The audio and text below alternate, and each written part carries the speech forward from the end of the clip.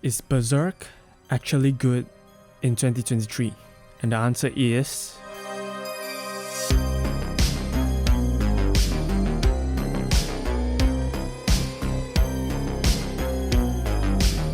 As a person that read a lot of manga, I am ashamed to say that I never read Berserk until now.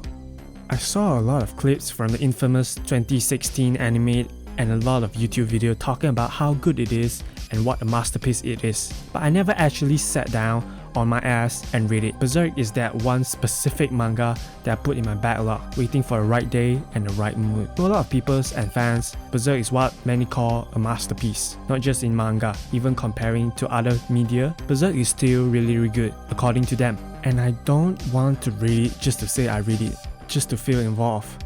I don't want to get through Berserk by speed reading it for the sake of it and misunderstand the themes and the art. I want to understand the story, experience what others experience when they read Berserk. Since now I'm a bit free, I think it's time for me to read Berserk.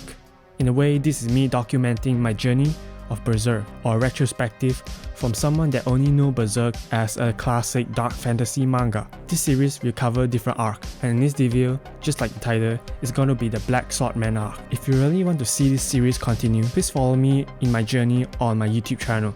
All the review will come out from one person that is not a Berserk fan yet. So I wish I can give out some outsider perspective. Anyway, let's jump right into it. One thing I noticed reading Berserk, especially the beginning, the series is ultra violent. It's not as edgy or dark as people make it to be.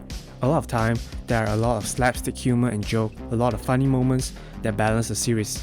But the one thing that always stays the same is the feeling of sadness and loneliness in the manga. You can feel what Guts is going through, even from the beginning. Guts is written as a character with mysterious background and story, but the whole Black Swordsman arc didn't really reveal anything from Guts, building the tension, slipping some hints of his origin. A lot of people put this arc as their least favorite arc, and that's okay. This arc for most of the time is to build the foundation of the world, hyping you up, hyping your interest for Guts' backstory, and lay its groundwork for the crazy shit that is going to happen afterwards. Constant foreshadowing and hinting, but it doesn't mean it's boring, because it's the complete opposite. Big sword go bruh. The fight scene is not the best, but the details of the slash is amazing. The violence will always be fun, and the monster design is so goddamn cool.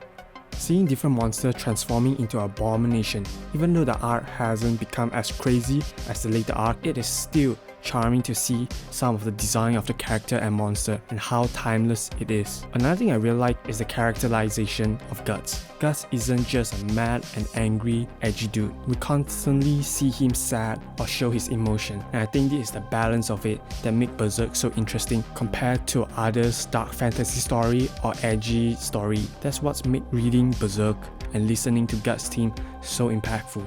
Volume 1 of Berserk start out in a bar with Puck getting tortured or teased, I don't know. Then a big cape figure walk in and start killing everyone with one of the coolest panel in early Berserk. Doesn't elaborate, just leave. What a goddamn guy. I don't want to spoil to people who haven't read it because I know. But Guts have a lot of shit going on for him. Basically, monster tried to hunt him, soldier tried to hunt him, but he got a big ass sword, so he's going to win. Slowly we get to know more of the world. The only major character in early Berserk is Guts and Puck, and honestly, right now in this arc, I don't really like Puck. I don't know if he become better or something, but now he's just an annoying character, but I still wish to see more of him. He serves as a foil to Guts, seeing things in different way, and his naiveness is also a good contrast to Guts. Guts is cool dude, but sometimes it's too cool and get carried away. And Puck is the little shit that makes jokes and quip, to balance out the story. Anyway, at the end of volume 1, we have seen something, an object that is really important to the world of Berserk, to the character of Berserk, Berserk, the thing that caused all the chaos in this world. In volume 2, we get to know the Hand of God, with Guts having a history with one of the members. And I know I'm repeating myself, but other than a cool badass fight, not really much has happened in this arc until Guts appear in another dimension, another realm, meeting the Hand of God, and I'm like, shit is about to go down.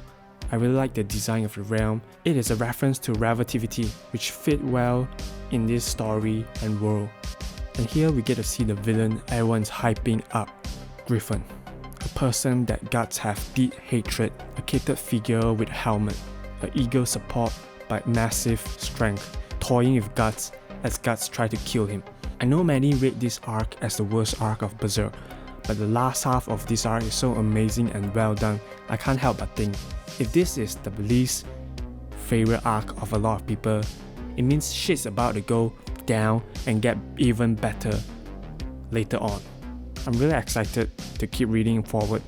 I don't really have much to complain other than some minor nitpicks.